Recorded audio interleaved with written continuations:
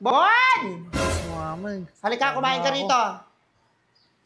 Ayoko na ng gulay. Kumain ka ng gulay, kailangan mo yan sa buhay mo. Magpahaba ng buhay itong gulay. Kumain ka ng gulay, nak, dahil mahalaga yan. Hindi pwedeng hindi ka kakain ng gulay, hindi puro matamis yung gusto mo. Yung ngipin mo, barag-barag na eh. Yung ngipin mo, bulok-bulok na, kaya pag nagsasalita, kaamoy tae. Tingonyo ka ba?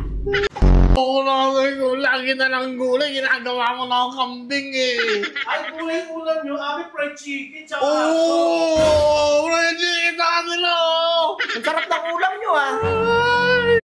Mas... ka nang umupo ka. Ay, gusto mo paluin kita? Ay, nako! Umupo ka.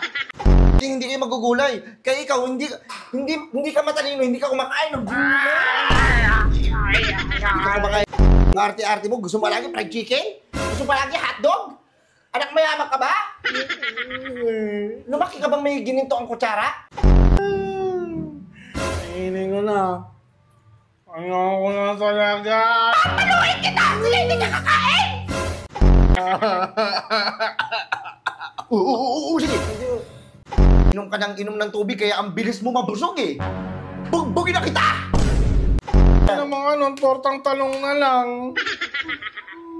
Namimili ka ba ng ulam? Senyorito ka ba dito? Ha?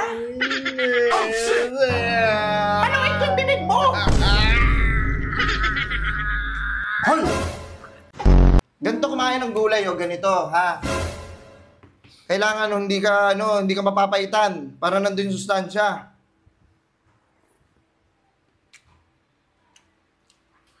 Di ba? Sabi sa'yo, mambait eh. Sabay ka ba ako? Hindi. Mabusog na pala ako. Busog ka na, sige, bubusugin pa kita sa palo.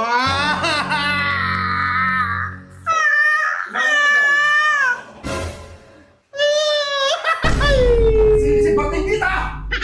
Kaya na lang ako kakain. Matulog ka.